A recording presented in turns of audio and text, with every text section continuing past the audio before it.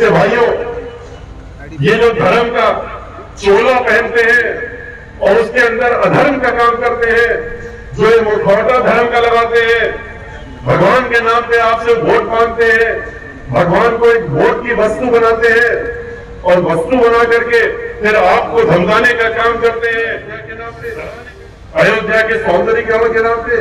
कहां गया वो रुपया? हिसाब तो देना ही पड़ेगा। अभी नहीं देंगे तो 3 महीने बाद हम लोग लेने का काम करेंगे, एक एक नए पैसे का हिसाब लेंगे।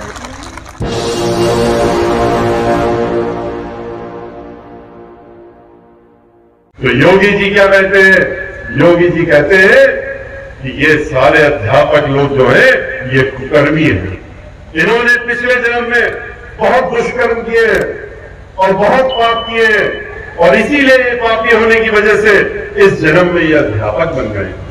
अध्यापक में इसीलिए बने क्योंकि ये पिछले जन्म में पापी थे और इनका यही हश्र होना चाहिए जो हश्र हम लोगों ने किया है।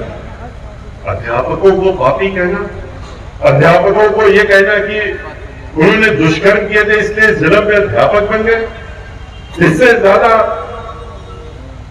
गिरी हुई सोच क्या हो सकती है? आप खुद ही बताइए। जो हमको पढ़ाते हैं, जिन्होंने हमको पढ़ा लिखा करके इस लायक बनाया कि हम जो है आप लोग सामने खड़े हो, अपनी बात रखें, अपना काम करें और ऐसे लोगों को जिनको गुरु हम लोग कहते हैं और उनको ब्रह्मा के ऊपर भी कहते हैं कि गुरु ब्रह्मा से भी ऊपर होते हैं, उनको आप कहते हैं पापी हैं। ये अध्यापक लोग 20 लाख के अध्यापक जो थे, ये उनके लोग हमसे मिले आकर के, उनके जो मुख्य लोग थे मिले, हमने उनकी बात सुनी। सुनने के बाद हम अपने नेता के पास ले गए, अपनी बहन मायावती जी के पास लेकर के गए उनको और हमने उनसे मिलाने का काम किया। हमें बहन मायावती जी ने उनकी बात सुनी। लगभग 1.5 से 2 घंटे के बाद उनकी बात सुनने के बाद उसी समय उन्होंने घोषणा करी और ट्विटर में अपना निर्णय भी दिया।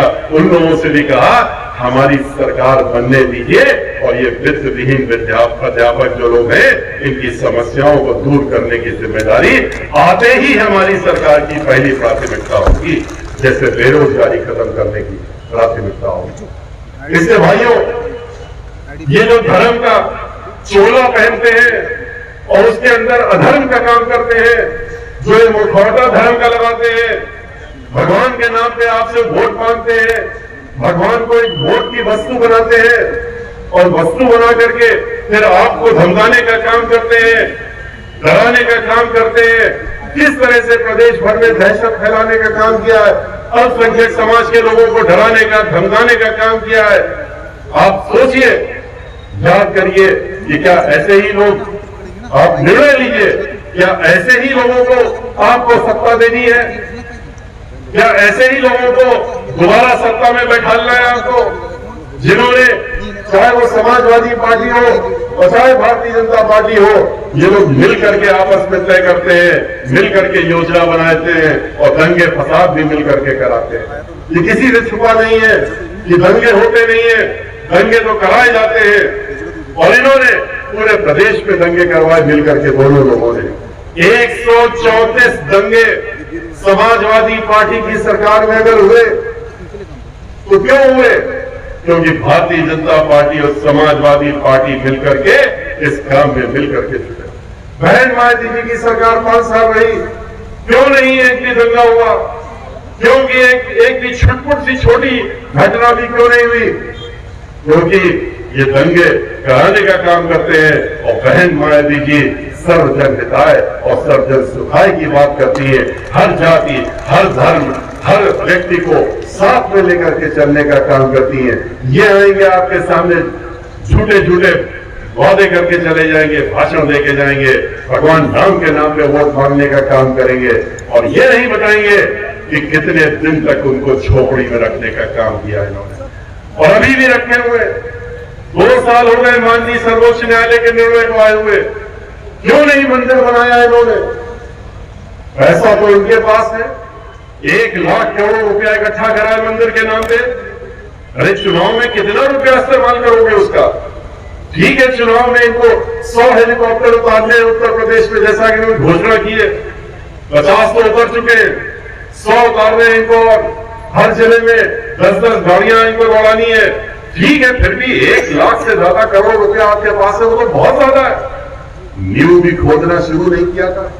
23 जुलाई को जब हम अयोध्या गए, हमने अपना पहला टारगेट का पहला शुरुआत की वहां पर, तो वहां तो देख करके दंग रह गए। 2 साल हो गए न्यू डाले हुए, न्यू तो डाली ही नहीं थी, 4 ईंटें रख दिए थे खाली और कह दिया कि न्यू पूजन हो गया, भूमि पूजन हो गया। उसके बाद तो पहला फावड़ा भी नहीं पड़ा। वो बात दूसरी कि जिस दिन हम इनकी ये सब बातें खोल करके आए, इनके चेहरे से इनका मुखौटा हटा करके आए और इनका असली धर्म का रूप दिखाने का काम किया हमने वहां, और दिखाया कि अयोध्या में कितनी बदहाली है पूरे शहर में। जो कुछ भी कार्य हुआ वो सिर्फ और सिर्फ बहुजन समाज पार्टी के दौरान में हुआ, चाहे वो सरयू नदी घाट ठीक करने का हो, चाहे वहां पर सीवर लाइन पूरे अयोध्या में डालने का काम हो, वाटर लाइन डालने का काम हो, चाहे वो 10 करोड़ के ऊपर से लगा करके सीवेज ट्रीटमेंट प्लांट बनाया गया हो, चाहे वो अयोध्या की परिक्रमा बनाने का काम हुआ, उसको चौड़ा कर, वो सारे काम तो बहुजन समाज पार्टी की सरकार में हुए थे। हम लोग वोट की राजनीति नहीं करते, इससे दिखावा नहीं किया, पर ये तो 2 साल तक इन्होंने कुछ किया ही नहीं और हजारों करोड़ रुपया तो सरकारी धन निकाल दिया अयोध्या के नाम पे, अयोध्या के सौंदर्यीकरण के नाम पे। कहां गया वो रुपया? हिसाब तो देना ही पड़ेगा। अभी नहीं देंगे तो 3 महीने बाद हम लोग लेने का काम करेंगे, एक नए पैसे का हिसाब लेंगे। कहां इस्तेमाल किया आपने जाकर के? जिस दिन हम लोगों ने खुलासा किया, अगले ही दिन 23 तारीख को हम गए, 24 को मुख्यमंत्री जी पीछे पीछे से पहुंच गए वहां पर और कहा जल्दी से लाओ फावड़ा चलाने का काम कर दो भाई, दिखाओ मीडिया वालों को ये फावड़ा लगाया जा रहा है और न्यू खोदी जा रही है। लेकिन इनका असली चेहरा इनके चेहरे से हट, इनका सामने आ गया है। इनका मुखौटा अब पूरे प्रदेश के सामने से हट चुका है और लोग जान चुके हैं कि धर्म के नाम पे जो चेहरा लेके घूम रहे हैं, उसके पीछे कितने बड़े अधर्मी घूम रहे हैं, ये पूरे प्रदेश में। और जिस तरीके से लखीमपुर में हुआ है, जिस तरीके से इनके मंत्री लोग कहते हैं, खुलेआम कहते हैं, धमकाने का काम करते हैं, डराने का काम करते हैं, नेता करते हैं, वो किसी से छुपा नहीं है। किस तरह से समझ रहे हैं कि अब तो हम आ गए हैं, अब हमारे जाने का मतलब ही नहीं कभी होगा। भूल गए कि ये जनता है, ये जनता अगर वोट दे करके बैठा सकती है तो उसी वोट को डाल करके और इनको उखाड़ के फेंकने का काम भी कर सकती है, जो अब की बात जनता करने वाली है उत्तर प्रदेश की। उत्तर प्रदेश में विकास के नाम पे तो कुछ नहीं किया, सिर्फ विनाश और विनाश करने का काम किया है। ये विनाश करने वाली सरकार है जो आपके सामने आई है और इसको उखाड़ फेंकने की जिम्मेदारी हम सबकी मिल करके है और वो हमें करनी ही पड़ेगी, वरना अगले 5 साल अगर ये रह गए तो आप सोचिए कि क्या माहौल उत्तर प्रदेश का होगा। यह समाजवादी पार्टी की सरकार आ गई तो क्या हाल आपके होंगे, इसको आप कल्पना भी नहीं कर सकते, लेकिन कल्पना करना चाहिए। जब कल्पना करने लगेंगे, सोचने लगेंगे आप, तो अपने आप दहशत के मारे आप काम उठेंगे कि अगर इन्होंने इस 5 साल में किया है तो आने वाले 5 साल में तो ये हमको यहाँ जीने नहीं देंगे।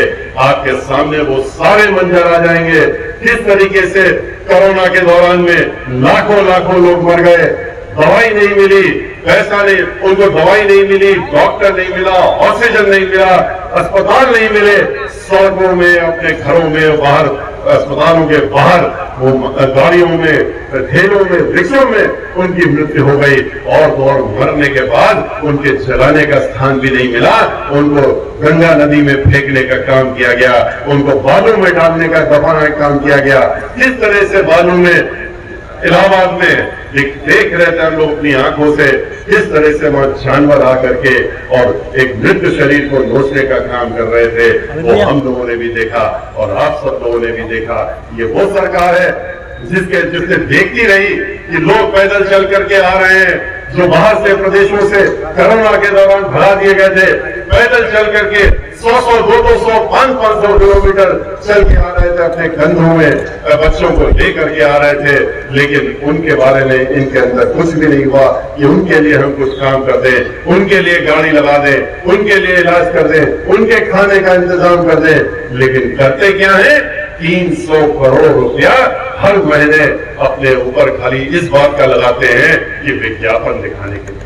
विज्ञापन जो अखबारों में छपते हैं, जो आपको गली गली हर खम्भे में दिखते हैं, इनके जो टेलीविजन खोलते हैं तो सुबह से रात तक 24 घंटे दिखते हैं, उस पे ये 300 करोड़ रुपया अपने ऊपर हर महीने खर्चा करने का काम करते हैं। आप खुद ही सोच लीजिए कि 3600 करोड़ रुपया एक साल में, यही रुपया अगर इन्होंने दवाई में लगा दिया होता, खाने में गरीबों के लिए देने के लगा दिया होता, अस्पतालों में लगा दिया होता, तो ये मौतें नहीं होती, लोगों को परेशान नहीं होना पड़ता। इसलिए हमारा आपसे अनुरोध है कि इन सब बातों को आपको ध्यान में रखना चाहिए और इन बातों को आप यहीं पर भूल के मत चले जाइएगा। आप लोग हमारे मुख्य कार्यकर्ता हैं जो आए हैं यहाँ पर, और आपकी जिम्मेदारी बनती है कि यहाँ से जाने के बाद में अपने लोगों के बीच में जाइए, रिश्तेदारों के बीच में जाइए, गांव-गांव जाइए और हर जगह जाकर के बिल्कुल भी आप सबको ये बताइए कि अब डरने और दबने का समय खत्म हो गया। और जब वो पूछे क्यों खत्म हो गया, कह दीजिए कि 3 महीने बाद बहन मायावती जी आ रही है, अब डरने और दबने का समय दूसरों का आ गया। अब उनके चेहरों पर देख लीजिए, अभी से दहशत आपको दिखने लगेगी, घबराहट उनके चेहरे में दिख रही है, उनको दिख रहा है। और टेलीविजन में जो दिखाया जाता है, जिस तरीके से प्रायोजिक ढंग से और पैसा खर्च करके जो हमने बताया आपको दिखाया जाता है, उसको बिल्कुल देखने का काम मत करिएगा। उससे आप कभी भी उससे बहकने की जरूरत नहीं है, क्योंकि वो असलियत नहीं है। ये उसी तरह से दिखाया जा रहा है जैसे कि 2007 में दिखाने का काम हो रहा था, जब 35 सीटें और बढ़ करके 45 सीटें बहुजन समाज पार्टी को दिखाई गई थी कि इतनी सीटें आ रही हैं, लेकिन आया क्या था? पूर्ण बहुमत की सरकार आई। और अब की बार भी निश्चित रूप से जिस तरह से हम गए हैं पूरे प्रदेश में, और जहां देख रहे हैं, जहां जा रहे हैं, आपके बीच में आज जो हम आके अपनी बातें भी रख रहे हैं, वो बहन मायावती जी की तरफ से रखने का काम कर रहे हैं। उनका संदेशा आपको पहुंचाने का जो हमें जिम्मेदारी दी गई है, वो हम निभाने का काम कर रहे हैं। उन्होंने कहा है कि पूरे प्रदेश में जाने का काम करिए, हमारी इन बातों को लोगों को पहुंचाने का काम करिए, क्योंकि उसके बाद में तो वो तो स्वयं आपके बीच में आने वाली है, वो स्वयं आपके बीच में आएंगी, अपनी बात रखेंगी। लेकिन उसके पहले प्रदेश में जाकर के हम लोगों को जिम्मेदारी दी गई है, उस जिम्मेदारी को हम निभाने का काम हम सभी लोग कर रहे हैं। और आपसे भी उम्मीद करते हैं कि आप भी अपनी जिम्मेदारी निभाने का काम करेंगे और ये तय करके जाएंगे, ये संकल्प लेकर के जाएंगे कि अब की बार 2022 में जो 15 दिन के बाद चुनाव की घोषणा होने वाली है और 15 दिन से बचे हैं, इस चुनाव में अपनी पूरी ताकत लगा करके, क्षमता दिखा करके हम लोग अब की बार अपनी पूर्ण बहुमत की सरकार बनाने का संकल्प लेंगे और बहन मायावती जी को उत्तर प्रदेश का 5वीं बार मुख्यमंत्री बनाने का संकल्प लेकर के यहाँ से